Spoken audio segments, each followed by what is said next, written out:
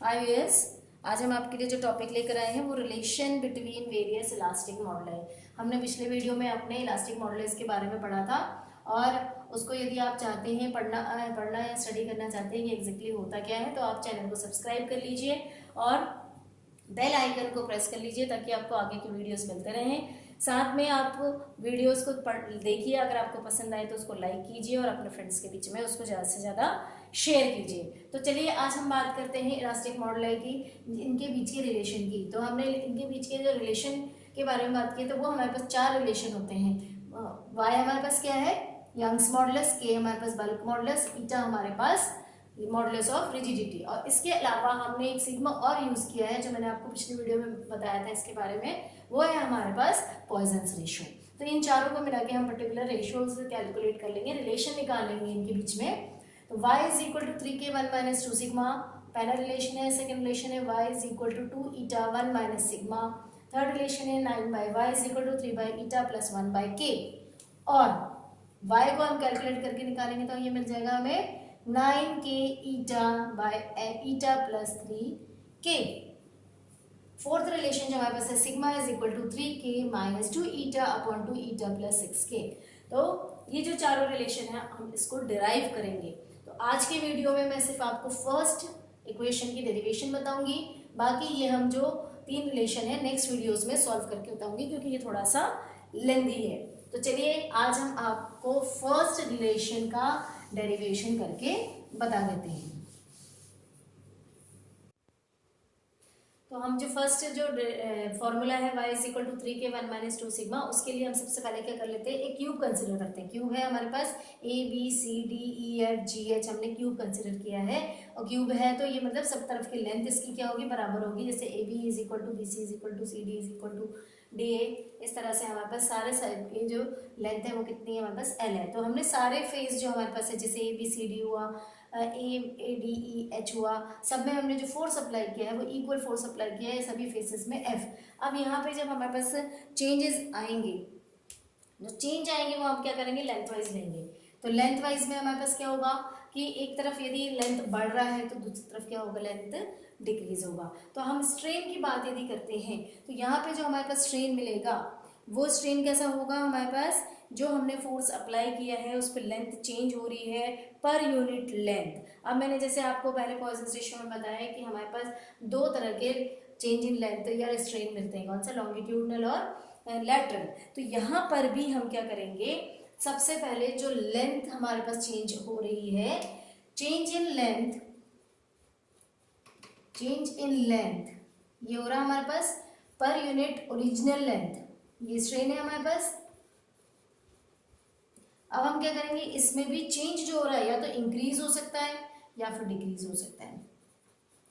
तो इंक्रीमेंट होता है या डिक्रीमेंट होता है, चेंज इन लेंथ इंक्रीज भी हो सकता है, इंक्रीजमेंट इन लेंथ भी हो सकता है और डिक्रीमेंट इन लेंथ हो सकता है। तो यहाँ पर अगर हम लेते हैं increase in length in the direction of the force, मतलब जो फोर्स हमने अप्लाई किया है उसी के डायरेक्शन पे यदि इंक्रीमेंट हो रहा है स्ट्रेन का पर यूनिट स्ट्रेन, तो उसको हम अल्फा से डिनोट करेंगे। Change in length per unit original length in the direction of applied unit stress, तो हमारे पास कितना हो जाएगा, अल्फा।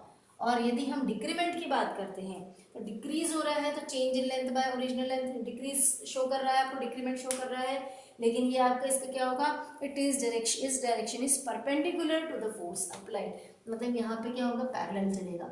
आपका ये जो लेंथ में चेंज है, स्ट्रेन जो है वो आपके स्ट्रेस के साथ पैरेलल चलेगा। यहाँ पर आपका क्या होगा, स्ट्रेन और स्ट्रेस दोनों परपेंडिकुलर होगा, ये आपका स्ट्रेन है और ये आपका स्ट्रेस है। तो इस केस में जो डिक्रीमेंट होगा उसको आप बीटा से डिनोट करेंगे। तो ये आपका इंक्रीमेंट और डिक्रीमेंट का रेशियो हुआ जो आपने कैलकुलेट करके निकाला है, मीन्स ये आपका लैटरल स्ट्रेन हो गया और ये आपका लॉन्गिट्यूडनल स्ट्रेन हो गया। अब यहाँ पे हम जो बात कर रहे हैं कि एक्स वाई जेड डायरेक्शन में हमारे पास जो इंक्रीमेंट और डिक्रीमेंट होता है, तो टोटल इंक्रीमेंट और डिक्रीमेंट आपको कैलकुलेट करके चलना पड़ेगा। तो आपका जो टोटल इंक्रीमेंट है या आपने जो फोर्स लगाया है जिससे एक्सटेंशन हो रहा है ना, इंक्रीमेंट मतलब एक्सटेंशन, एक्सटेंशन बोल लीजिए, या टोटल इंक्रीमेंट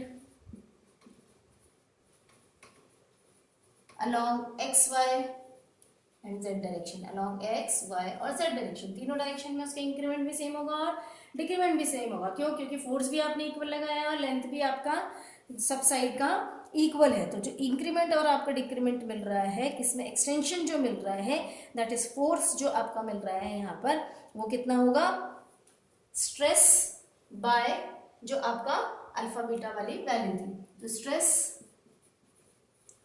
डिवाइडेड बाय आपका हो जाएगा, स्ट्रेस की वैल्यू कितनी होगी, फोर्स पर यूनिट एरिया, और आपका जो आपका चेंजेस आपको मिला है कॉन्ट्रैक्शन या एलोंगेशन में, एलोंगेशन चेंज या इसमें मिला, स्ट्रेस क्या है आपका, force per unit area into length alpha.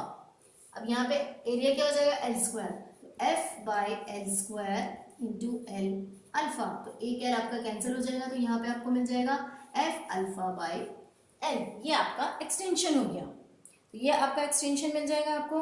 वैसे ही आपको क्या निकालना है, कॉन्ट्रैक्शन निकालना है, और ये जो एक्सटेंशन है तीनों डायरेक्शन में चलेगा कि एक्सटेंशन एक्स वाई जेड में, तो तीनों डायरेक्शन में आपको ये मिल गया। अब हम बात करते हैं कॉन्ट्रैक्शन की। कॉन्ट्रैक्शन की अगर बात करें तो टोटल डिक्रीमेंट की बात कर रहे हैं, तो कॉन्ट्रैक्शन हमारे पास क्या हो जाएगा,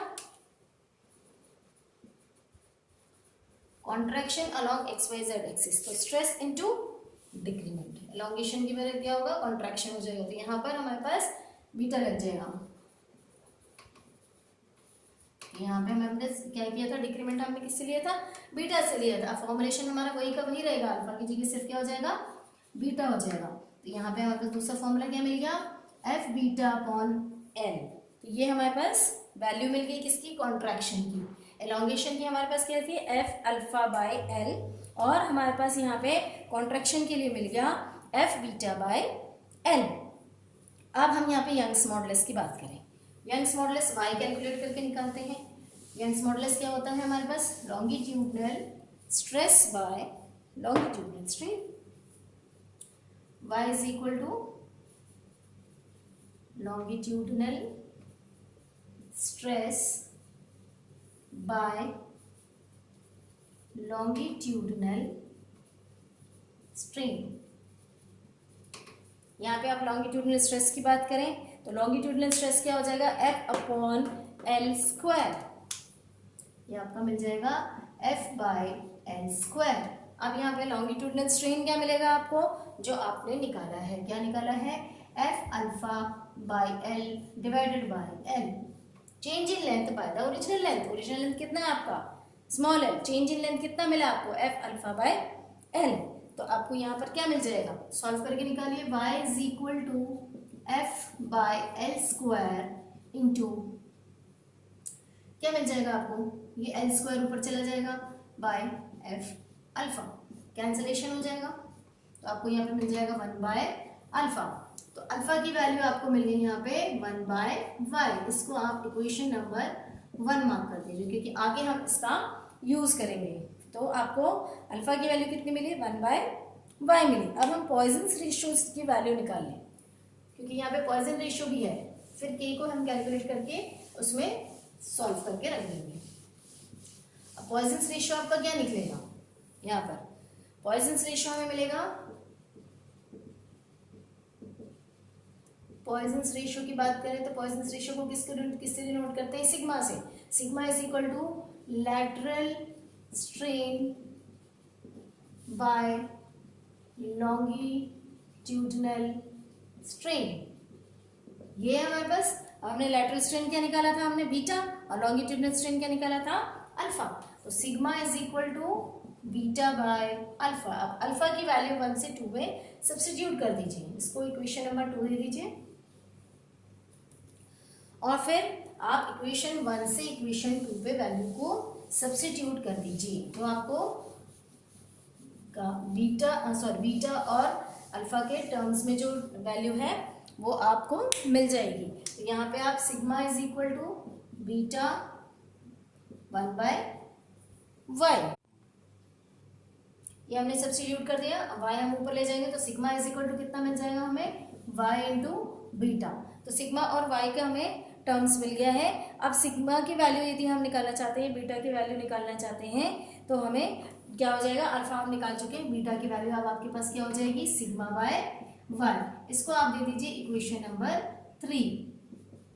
ये आपका इक्वेशन नंबर 3 हो गया। अब इसके बाद आप क्या करेंगे कि जो इंक्रीमेंट हुआ है लेंथ में अलॉन्ग एक्स वाई और जेड एक्सिस में, टोटल इंक्रीमेंट की बात कर रहे हैं, तो टोटल इंक्रीमेंट को हम सॉल्व करके निकालेंगे। तो net increment along X Y and Z axis, ये तीन जो आपको इक्वेशन मिले हैं इसको आगे हम सब्स्टिट्यूट करेंगे, इसलिए हमने इक्वेशन नंबर 1 2 3 दिया हुआ है। अब हम net increase in length along X Y और जेड एक्सिस निकालेंगे, जिसको हम EX EY और EZ से डिनोट करेंगे। इससे हम डिनोट करेंगे और इसकी वैल्यू को कैलकुलेट करके निकालेंगे। तो चलिए पहले एक्स एक्सिस में हम इसकी वैल्यू कैलकुलेट कर लें। तो एक्स एक्सिस में हमारे पास क्या हो रहा है, इंक्रीमेंट हो रहा है। जब एक्स एक्सिस में इंक्रीमेंट होगा तो वाई एक्सिस में क्या होगा, डिक्रीमेंट होगा। अभी सिर्फ हम एक अलॉन्ग एक्सिस की ही बात कर रहे हैं और जेड एक्सिस में भी हमारे पास डिक्रीमेंट ही होगा, इस तरह से। तो यहाँ पे आप इसको सॉल्व करके निकालेंगे तो क्या हो जाएगा, f/l सब में कॉमन निकल गया, यहाँ पे अल्फा है माइनस बीटा, तो ये हो जाएगा f/l अल्फा माइनस 2 बीटा। तो ये आपका x की वैल्यू हो गई। अब EY की वैल्यू देखेंगे तो EY का वैल्यू क्या होगा, again minus f beta by L plus f alpha by L minus f beta by L. फिर से सॉल्व करके आप निकालेंगे तो f/l alpha minus 2 beta.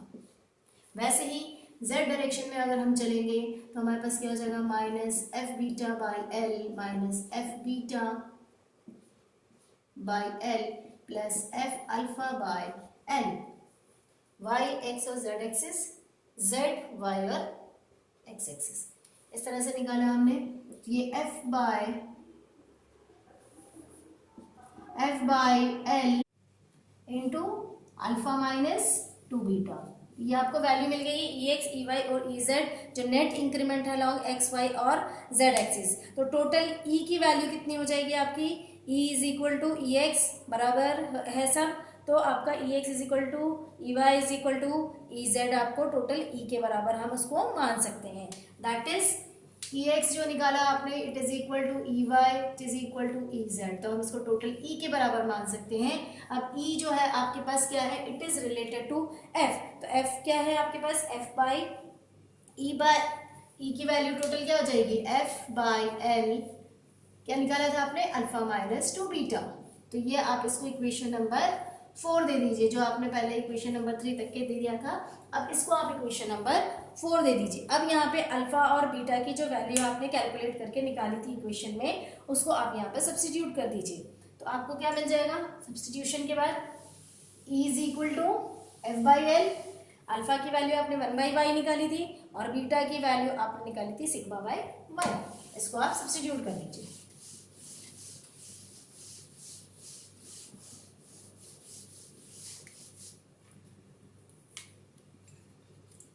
Substituting values of alpha and beta in equation number 4, आपको क्या मिल जाएगा, E की वैल्यू आपको मिल जाएगी E is equal to f/l, alpha क्या था आपके पास 1/y minus 2 into beta, beta is sigma y 1, ये आपको मिल गया। अब आप इसको सॉल्व करके वैल्यू निकाल लीजिए। अब जब सॉल्व करके इसको वैल्यू निकालेंगे तो आपको क्या मिल जाएगा, f/l y कॉमन आ जाएगा और 1 minus 2 sigma, E is equal to f/y l 1 minus 2 sigma, ये वैल्यू आपको मिल गई है। अब जो आपके पास, इसको आप इक्वेशन नंबर 5 दे दीजिए। E की वैल्यू जो आपको मिली है, name it as equation number 5, ये आपके पास इक्वेशन नंबर 5 मिली है। अब जो आपके पास है चेंज इन वॉल्यूम आपको कैलकुलेट करना है। तो चेंज इन वॉल्यूम क्या है आपका, ओरिजिनल वॉल्यूम आपका क्या था L, लेंथ कितनी थी L, वॉल्यूम कितना था L3, लेकिन अब जो चेंज आ गया है फाइनल वॉल्यूम फोर्स लगने के बाद, तो फाइनल वॉल्यूम में इसकी वैल्यू कितनी हो जाएगी, L प्लस E इंक्लूड हो जाएगा।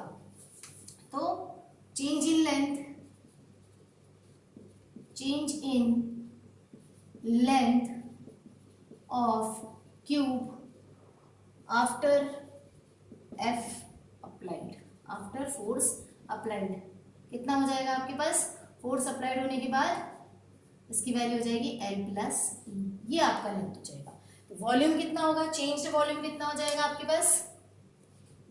वॉल्यूम कितना निकल जाएगा? लेंथ का क्यूब होता है L प्लस ई का होल क्यूब। जब आप इसको सॉल्व करेंगे तो L cube plus E cube plus 3 times of E square L plus 3 times of E L square, ये आपको मिल जाएगा। तो जो आपके पास ई क्यूब और ई स्क्वायर है, it is very small value, बहुत छोटी वैल्यू है, तो आप क्या करोगे? इसको नेग्लेक्ट करोगे, निगलेक्टेड। तो आपके पास वॉल्यूम कितना हो जाएगा? चेंज वॉल्यूम कितना मिल जाएगा आपके पास? यहाँ से ध्यान से देखेंगे तो L cube plus 3E L square, ये हो गया। अब वॉल्यूम स्ट्रेन निकालेंगे तो क्या हो जाएगा? चेंज इन वॉल्यूम निकालिए आप पहले, क्योंकि आपको वॉल्यूम स्ट्रेन निकालना है। तो वॉल्यूम स्ट्रेन निकालने के लिए आपको चेंज इन वॉल्यूम पता होना चाहिए। Change in volume is equal to volume after force applied minus original volume. अब इसको सॉल्व करके निकाल लीजिए आपको क्या मिलता है, और फिर उसमें आप स्ट्रेन को कैलकुलेट करके निकाल सकते हैं। वॉल्यूम स्ट्रेन आपको निकल जाएगा तो आप बल्क मॉडुलस कैलकुलेट कर लेंगे, तो बल्क मॉडुलस भी आपके फॉर्मूले में इंक्लूड हो जाएगा।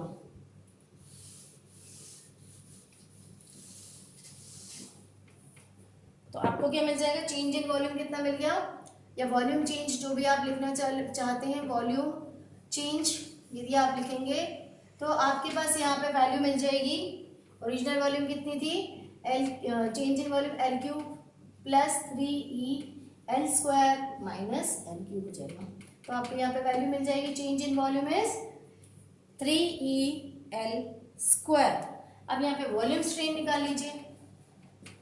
वॉल्यूम स्ट्रेन अगर आप निकालना चाहते हैं यहाँ पे तो आपको मिल जाएगा, उसका फॉर्मूला क्या है? चेंज इन वॉल्यूम या वॉल्यूम चेंज पर original volume, change in volume by पर ओरिजिनल वॉल्यूम। आप सब्स्टिट्यूट कर दीजिए तो आपको वैल्यू मिल जाएगी। चेंज इन वॉल्यूम आपको मिला था 3E L स्क्वायर, और ओरिजिनल वॉल्यूम आपके पास था L क्यूब, तो ये आपको मिल जाएगा 3E बाय L। तो आपको 3E बाय L आपका वॉल्यूम स्ट्रेन मिल गया। अब बल्क मॉडुलस निकालना है आपको। बल्क मॉडुलस क्या होता है? बल्क मॉडुलस कैसे आप डिनोट करते हैं? It is normal stress by volume strain. Normal stress by volume strain. Volume strain तो आप निकाल चुके हैं। नॉर्मल स्ट्रेस क्या है आपके पास? F by L square divided by this. आप सॉल्व कर दीजिए, आपको वैल्यू मिल जाएगी। नॉर्मल स्ट्रेस की जगह हो जाएगा आपका F बाई एल स्क्वायर, और वॉल्यूम स्ट्रेन ये मिल जाएगा। तो K is equal to F by L square normal stress by strain 3E by L. जब आप इसको सॉल्व करेंगे तो आपको क्या मिल जाएगा यहाँ पे? जब हमारे पास K की वैल्यू मिली थी वो क्या थी? K is equal to normal stress by normal strain, तो ये हमारे पास F by L square upon 3E by L. इसको हम सॉल्व कर लें तो K is equal to F by L square into 3E by L. एक L कैंसिल हो जाएगा तो आपको यहाँ पे मिल जाएगा F अपॉन 3EL। अब यहाँ पे जो E की वैल्यू हमने इक्वेशन नंबर 5 में निकाली थी उसको यहाँ पे सब्स्टिट्यूट कर देंगे, तो F अपॉन 3L, E की वैल्यू है F by L Y 1 minus 2 sigma, तो ये आपको हो जाएगा F by L Y 1 minus 2 sigma. इस तरह से आ गया, तो ये एल एल कैंसिल हो गया, F भी कैंसिल हो गया, y ऊपर चला जाएगा, तो K is equal to Y upon 3 1 minus 2 sigma. अब आप इसको y के टर्म्स में निकाल लीजिए तो आपको ये फॉर्मुलेशन मिल जाएगा। Therefore y is equal to, ये ऊपर चला गया 3k 1 माइनस 2 सिग्मा। ये आपको फर्स्ट रिलेशन है जो कैलकुलेट करना था, डिराइव करना था, वो हमने डिराइव कर लिया है। So that's all for this video. Thank you viewers.